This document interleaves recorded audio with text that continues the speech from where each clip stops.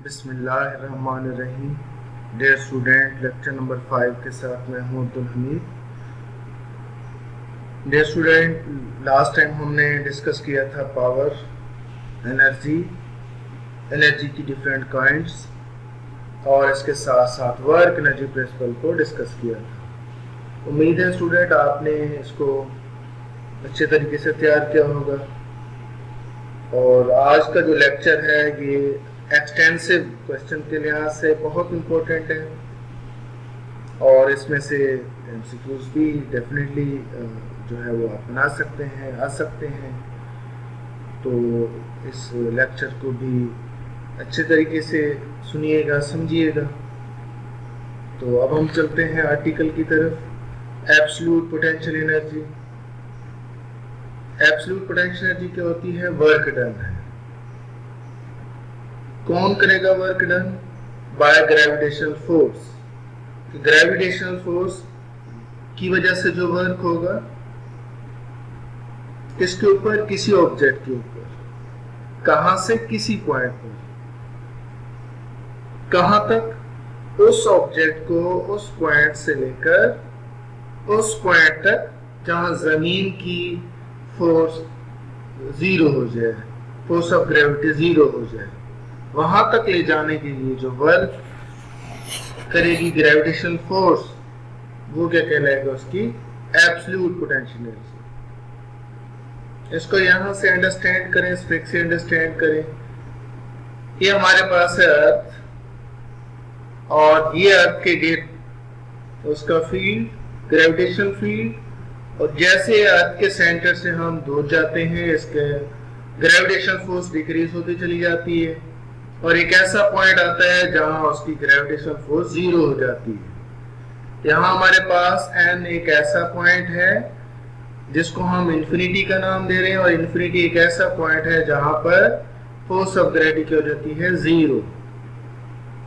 तो यहां सिर्फ आप ये अंडरस्टैंड करें कि अर्थ के गिर्द उसका क्या है? ग्रेविटेशनल फील्ड, और जैसे जमीन के सेंटर से हम दूर जाते हैं इसकी ग्रेविटेशनल फोर्स डिक्रीज होते होते एक ऐसा पॉइंट आता है जिसको इंफिनिटी कहते हैं, वहां पे जीरो हो जाती है। और जहां फोर्स ऑफ ग्रेविटी जीरो हो जाती है उसको हम क्या कहते हैं? इंफिनिटी। क्लियर? अब अगली बात ध्यान से गौर से सुने।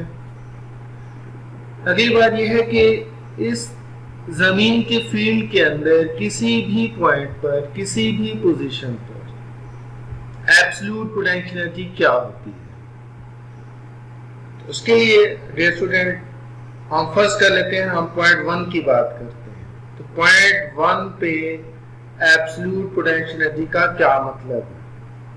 तो पॉइंट 1 पे एब्सोल्यूट पोटेंशियल एनर्जी का मतलब ये है कि आप पॉइंट 1 से ऑब्जेक्ट को डिस्प्लेस करें और पॉइंट 1 से आप कहां पे ले जाएं? इसको इंफिनिटी पे ले जाएं। तो पॉइंट 1 से इंफिनिटी तक ले जाने के लिए जो ग्रेविटेशनल फोर्स वर्क करेगी उसको क्या कहते हैं? पॉइंट 1 की एब्सोल्यूट पोटेंशियल एनर्जी। जरूरी नहीं है कि पॉइंट 1 है, आप बात कर सकते हैं सरफेस ऑफ अर्थ। ये हमारे पास सरफेस ऑफ अर्थ है कि सरफेस ऑफ अर्थ पे एब्सोल्यूट पोटेंशियल एनर्जी का क्या मतलब है? तो हम क्या कहेंगे?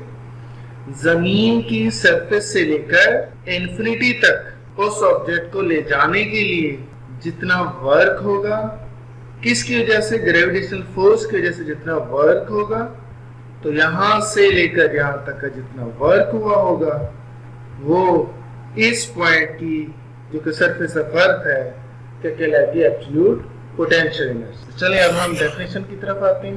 Absolute potential energy, the absolute potential energy of an object at a certain position. Absolute gravitational potential energy किसी भी ऑब्जेक्ट की किसी खास पोजीशन पे क्या है? Is the work done by gravitational force. ये work done by gravitational force है इन डिस्प्लेस करने के लिए द ऑब्जेक्ट और ऑब्जेक्ट को फ्रॉम दैट पोजीशन, इस पोजीशन से, टू इंफिनिटी पे, where the force of gravity becomes zero, जहां पर फोर्स ऑफ ग्रेविटी क्या हो जाती है? जीरो। तो हमने एब्सोल्यूट पोटेंशियल एनर्जी का फार्मूला डिराइव करना है किसी भी पॉइंट पर। इसके बाद हम इस फार्मूले को एक्सटेंड कर सकते हैं किसी भी पॉइंट पर, किसी भी पोजीशन पर। तो इसके लिए बेटा देखें, हमारे पास जो वर्क का फार्मूला है, work done by gravitational force का फार्मूला है near the surface of earth, होता है mgh। क्योंकि mg आपके पास ग्रेविटेशनल फोर्स है और ये gravitational force near the surface of earth mg consider की जाती है। लेकिन जैसे जैसे हम जमीन के सेंटर से दूर जाते हैं तो जो ग्रेविटेशनल फोर्स है वो डिक्रीज होते चली जाती है, और वो जो ग्रेविटेशनल फोर्स है वो इनवर्सली प्रोपोर्शनल होती है square of distance from centre of अर्थ के। इसके लिए फिर हम देखेंगे कि हमारे पास वर्क मालूम करने के लिए क्या रिलेशन है, क्या फार्मूला है। The relation for calculation of work done by gravitational force और potential energy is equal to mgh। हमारे पास ग्रेविटेशनल फोर्स की वजह से ये जो पोटेंशियल एनर्जी है वो mgh होती है, is true only near the surface of earth where the gravitational force is nearly constant। इसका क्या मतलब हुआ? तो जो वर्क डन होता है ग्रेविटेशनल फोर्स की वजह से, ये जो पोटेंशियल एनर्जी होती है mgh की इक्वल है, और ये रिलेशन तब वैलिड है जब हम बात करेंगे कि जमीन की सरफेस के करीब है, या जब हम कहेंगे कि जो ग्रेविटेशनल फोर्स है वो तकरीबन कांस्टेंट है। लेकिन क्या होता है, but if the body is displaced through a large distance in space from point 1 to n in the gravitational field, then the gravitational force will not remain constant। तो क्या होता है, जैसे जैसे हम जमीन के सेंटर से दूर जाते हैं तो जो फोर्स ऑफ ग्रेविटी है वो कांस्टेंट नहीं होती। हमने work done by variable force में भी एग्जांपल दी थी कि हमारे पास ग्रेविटेशनल फोर्स इनवर्सली प्रोपोर्शनल है square of distance from centre of earth. बिल्कुल ऐसे ही है, देखें, since it varies inversely to the square of distance, कि जैसे जैसे हम जमीन के सेंटर से दूर जाते हैं तो जो फोर्स ऑफ ग्रेविटी है कम होती चली जाती है, और जमीन के सेंटर से फासले के स्क्वायर के इनवर्सली प्रोपोर्शनल होती है। इस प्रॉब्लम को सॉल्व करने के लिए हम क्या करेंगे, in order to overcome this difficulty, क्योंकि हमने वर्क मालूम करना है। एक्चुअली हम करने क्या जा रहे हैं, पॉइंट 1 से n तक का वर्क मालूम करने जा रहे हैं। हमें चाहिए पॉइंट 1 की एब्सोल्यूट पोटेंशियल एनर्जी। तो हमने अभी डिफाइन किया था कि 1 से लेकर n तक का जो वर्क होगा बाय ग्रेविटेशनल फोर्स वो हमारे पास क्या होगी, पॉइंट 1 की एब्सोल्यूट पोटेंशियल एनर्जी। इसका मतलब ये है कि जब हम 1 से n तक जाएंगे तो फोर्स क्योंकि कांस्टेंट नहीं है और कांस्टेंट फोर्स नहीं है, तो हम वर्क कैसे मालूम करें? इसके लिए हमने कहा, in order to overcome this difficulty we divide the distance between point 1 and n into small steps each of length del r, so that the value of the force remains constant for each small step। तो हमने क्या किया, point 1 से लेकर n तक total distance को small steps में divide किया। 1 से 2 तक का एक स्टेप, इसी तरह 2 से 3 तक का एक स्टेप, 3 से 4 तक का एक स्टेप, सो ऑन। कहां तक चले गए हम, n-1। यहां n से पहले क्या होगा, n-1, n-1 से कहां तक, n तक। हमने 1 से लेकर n तक क्या कर दिए, n स्मॉल स्टेप्स बना दिए। और अब हम ये कंसीडर करेंगे कि 1 से 2 तक ये जो आपके पास फासला है डेल आर है, और 1 से 2 तक यहां तक जो फोर्स है वो कांस्टेंट होगी। क्यों कांस्टेंट होगी, क्योंकि हमने कहा ये वेरी स्मॉल स्टेप है, और वेरी स्मॉल स्टेप की बात करते हैं तो यहाँ फोर्स को क्या करेंगे, कांस्टेंट कंसीडर करेंगे। तो फिर ये कांस्टेंट फोर्स और ये उसका डिस्प्लेसमेंट हम इसका डॉट प्रोडक्ट लेंगे तो हमारे पास 1 से 2 का वर्क आ जाएगा। बिल्कुल वैसे ही 2 से 3 तक यहाँ हम कंसीडर करेंगे कि 2 और 3 के लिए जो फोर्स है वो कांस्टेंट है, तो यहाँ तक का वर्क मालूम करेंगे। फिर 3 से 4 तक का अलग वर्क मालूम करेंगे, उसमें भी ये कंसीडर करेंगे कि 3 से 4 तक जो हमारे पास फोर्स है वो कांस्टेंट, और कांस्टेंट फोर्स के लिए फिर कांस्टेंट फोर्स वाला फार्मूला अप्लाई करेंगे, work done bye constant force वाला, उसका वर्क मालूम करेंगे। इसी तरह हमारे पास हर स्टेप के लिए अलग अलग वर्क आएगा। हम टोटल वर्क को ऐड करेंगे, तमाम स्टेप के वर्क को ऐड करेंगे तो हमारे पास 1 से लेकर n तक का वर्क आएगा, और 1 से लेकर n तक का जो वर्क है, टोटल जो हमारे पास वर्क है वो एक्चुअली क्या है, 0.1 की एब्सोल्यूट पोटेंशियल एनर्जी होगी। इसके लिए आप फिगर को देखें, हमारे पास अर्थ का सेंटर, और हम कंसीडर कर रहे हैं कि 1 से ऑनवर्ड जो हमारे पास फोर्स है वो कांस्टेंट नहीं है। 1 से पहले यहां तक फोर्स के तकरीबन कांस्टेंट, तो इसके लिए कांस्टेंट फोर्स का फार्मूला हमारे पास mg है। लेकिन 1 से n तक फोर्स जो है वो चेंज हो रही है, उसके लिए फिर हमने अभी डिस्कस किया कि हमने इसको स्मॉल स्टेप में डिवाइड किया, और हर स्टेप के लिए जो फोर्स है उसको कांस्टेंट कंसीडर करके हर स्टेप का अलग अलग वर्क मालूम करके फिर तमाम स्टेप के वर्क को ऐड करेंगे तो हमारे पास टोटल वर्क आ जाएगा। तो सबसे पहले हम पॉइंट 1 और 2 के दरमियान में जो वर्क है वो कैलकुलेट करेंगे। पॉइंट 1 का जो डिस्टेंस है सेंटर ऑफ अर्थ से वो r1, पॉइंट 2 का जो डिस्टेंस है सेंटर ऑफ अर्थ से वो r2, और 1 और 2 तक का जो डिस्टेंस है वो डेल्टा r। तो हमारे पास work done from step 1 to 2 हम कंसीडर कर रहे हैं। स्मॉल m क्या है, मास ऑफ द बॉडी, वो बॉडी जिसको हम लेके जा रहे हैं। कैपिटल M किसको शो करेगा, मास ऑफ द अर्थ को। r1 किसको शो करेगा, distance of point 1 from centre of earth, and r2 किसको शो करेगा, distance of the point 2 from centre of earth. Distance between r1 and r2 is, तो जो r है that is mid distance.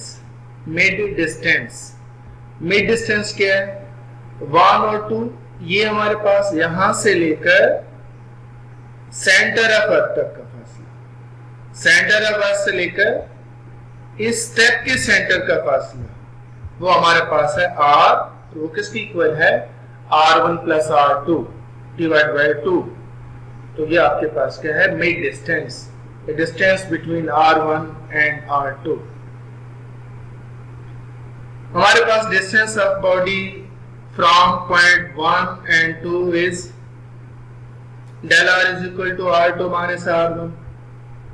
यहां से लेकर यहां तक, यहां से लेकर यहां तक ये आपके पास r2 है, और यहां से लेकर यहां तक ये del r है, और यहां से लेकर यहां तक ये आपके पास क्या है, r1।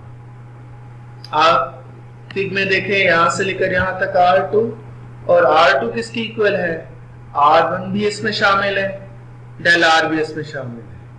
मतलब जो r2 आपके पास है दैट इज सम ऑफ, सम है किसका, r1 और किसका, del r।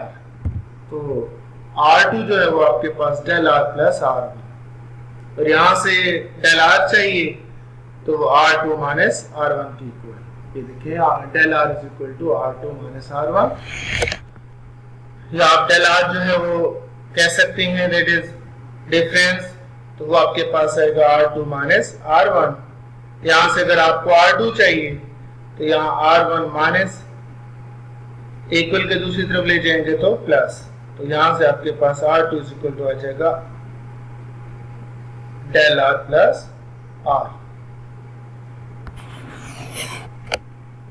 नेक्स्ट r2 की ये वाली वैल्यू जो हमारे पास अभी आई है, r2 is equal to del r plus r1, ये आप इस इक्वेशन में पुट कर देंगे। ये आपके पास क्या, r is equal to r1 plus r2 divide by 2।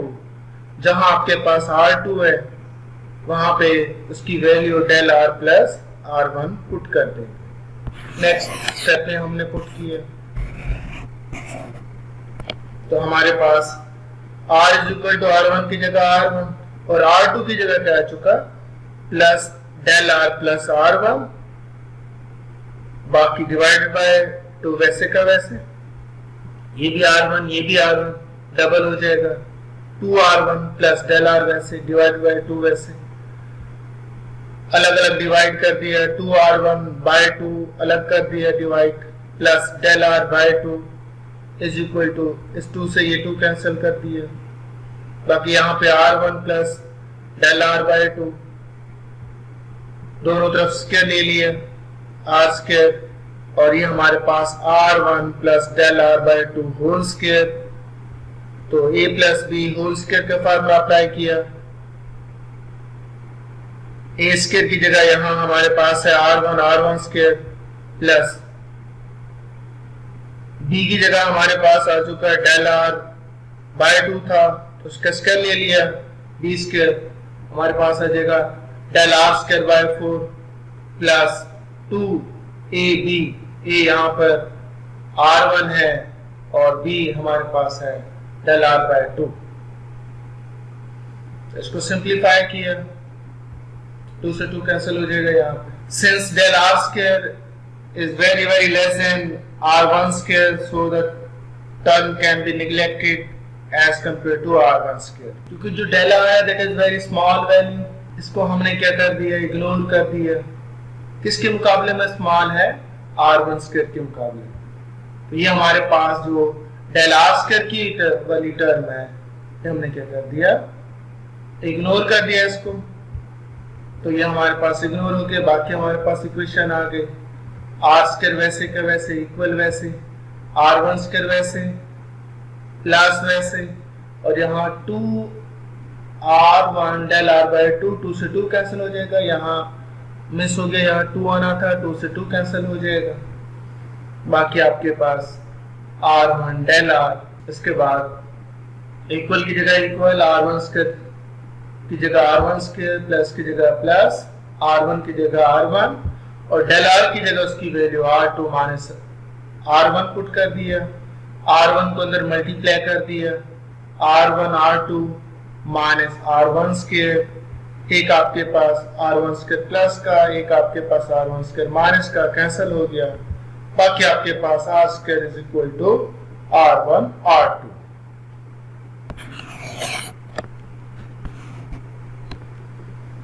उसके बाद देखें now the gravitation force F at the center of the step is, तो ग्रेविटेशन फोर्स का फॉर्मूला होता है F is equal to G m1 m2 over r square, तो यहाँ m1 m2, m1 हमारे पास एक मैस अर्थ का मैस और दूसरा मैस ऑब्जेक्ट का मैस, तो यहाँ एक m की जगह कैपिटल M, दूसरे m की जगह small m divide by r square, तो R स्क्वायर की वैल्यू हमने अभी फाइंड आउट की, वो पुट कर दी।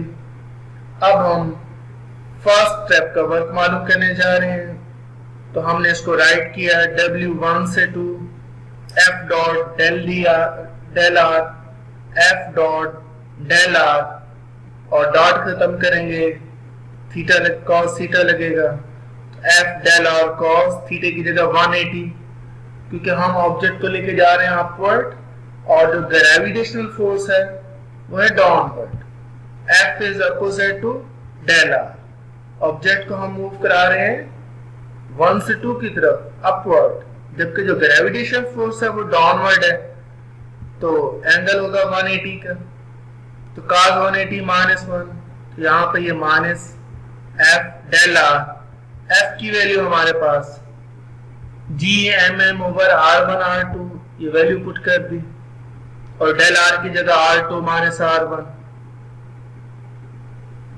इसके बाद इक्वल की जगह इक्वल, माइनस की जगह minus, G mm over R1 R2 into R2 minus R1, R1 R2 divide कर दिया, आगे जाके डिवाइड कर दिया ब्रैकेट के अंदर, तो ये हमारे पास minus G mm bracket R2 over R1 R2 minus R1 over R1 R2 bracket close, और नेक्स्ट W1 से 2 is equal to minus G M M bracket 1 over R1 minus 1 over R2 bracket close.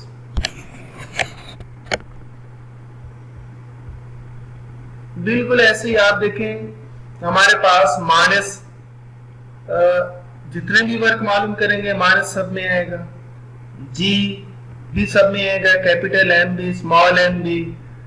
और अगर हमने 1 से 2 तक का work मालूम किया तो आप देखें ये आया हुआ है ब्रैकेट के अंदर 1 over R1 minus 1 over R2। It means अगर 2 से 3 के करेंगे तो माइनस वैसे आएगा, जी वैसे आएगा, एम वैसे आएगा, ये स्मॉल एम वैसे आएगा, और ब्रैकेट में क्या आएगा 1 over R2 minus 1 over R3।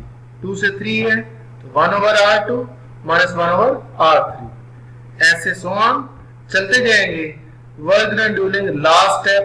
Last step में क्या होगा, n से पहले क्या आता है n माइनस 1 और n माइनस 1 से आगे n है तो उसमें हमारे पास आ जाएगा w n minus 1 to n is equal to minus G M M bracket 1 over r n minus 1 minus 1 over r n bracket close. तो हमने स्टेप 1 का, स्टेप 2 का और सो ऑन और लास्ट स्टेप का हमने वर्क मालूम कर लिया। हमारे पास तमाम स्टेप के वर्क आ चुके हैं। हमें टोटल वर्क चाहिए 1 से n तक का, तो हम सम कर लेंगे, ऐड कर लेंगे। W total is equal to W1 से 2 प्लस W2 से 3 plus W so on plus WN minus 1 से n। तो वैल्यूज पुट कर देंगे। फर्स्ट की वैल्यूज तमाम के अंदर माइनस जी एम एम सब में कॉमन है, सब में एक जैसा है, तो वो कॉमन ले लेंगे। बाकी हमारे पास ये फर्स्ट स्टेप के लिए 1 over R1 minus 1 over R2, ये सेकंड का जो वर्क था 1 over R3 minus 1 over R2 minus 1 over R3 so on, 1 over Rn minus 1 over Rn।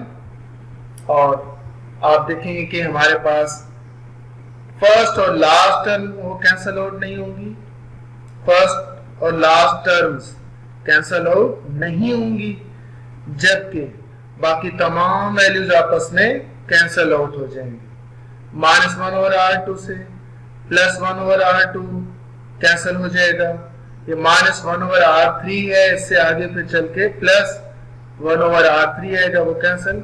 इसी तरह तमाम की तमाम जो दरमियान में टर्म्स हैं सब की सब कैंसिल हो जाएंगी सिवाय फर्स्ट और लास्ट के। हमारे पास आ जाएगा W total is equal to minus G M N into 1 over R1 minus 1 over Rn। ये आपके पास टोटल वर्क। नेक्स्ट हम देखते हैं if n lies at infinity, n को हमने कंसीडर किया था, ये क्या है इंफिनिटी, देन तब हमारे पास क्या होगा Rn equal to infinity. n अगर इंफिनिटी पे है तो उसका जो डिस्टेंस है वो भी लामहदूद है, then 1 over Rn is equal to 1 over infinity. Something और इंफिनिटी 0 के इक्वल होता है, यहाँ 0 आ चुका, लिहाजा आपके पास W total is equal to minus G M m into 1 over R1 minus 1 over infinity. ये आपके पास minus G M m into 1 over R1 minus 0 हो जाएगा। ये आपके पास W total is equal to minus G M M over R1। ये आपके पास टोटल वर्क है पॉइंट 1 से लेकर n तक, और यही आपके पास पॉइंट 1 की क्या है एब्सोल्यूट पोटेंशियल एनर्जी। तो कोई भी पॉइंट हो सकता है, तो इस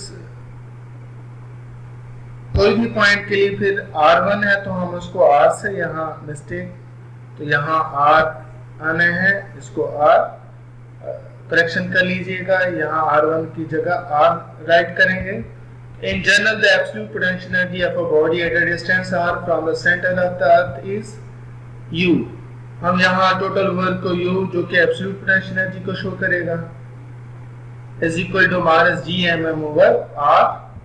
और अगर हमें जमीन की सरफेस पे चाहिए तो जमीन की सरफेस पे जो स्मॉल आर है वो कैपिटल आर के इक्वल, और जो कैपिटल आर है वो क्या radius of the earth.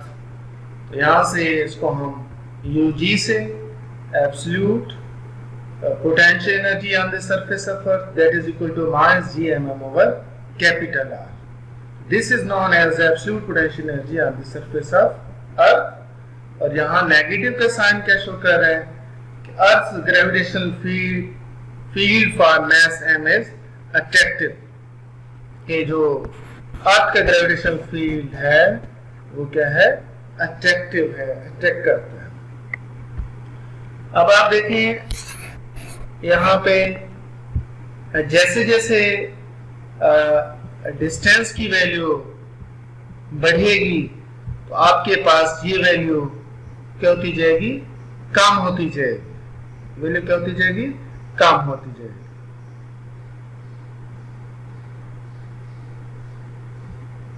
Inversely proportional to the distance है। इसका मतलब ये है कि जैसे जैसे हमारे पास फासला बढ़ेगा तो वैसे वैसे आपके पास ये वैल्यू नेगेटिव में कम होती जाएगी, और नेगेटिव में जो वैल्यू कम होती है वो एक्चुअली क्या होती है, जीरो के करीब जा रही होती है। और अगर जीरो के करीब जा रही होती है तो वो वैल्यू क्या हो रही होती है, ज्यादा हो रही होती है, मतलब वो ग्रेटर होती है।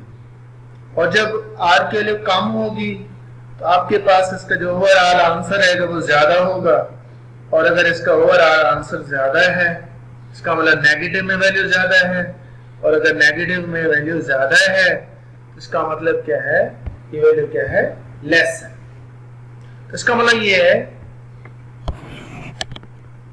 कि when distance from centre of earth increases, कि जब जमीन के सेंटर से फासला बढ़ता है value of u becomes less negative, तो u की वैल्यू क्या हो जाती है, लेस नेगेटिव हो जाती है। सो u इंक्रीजेस।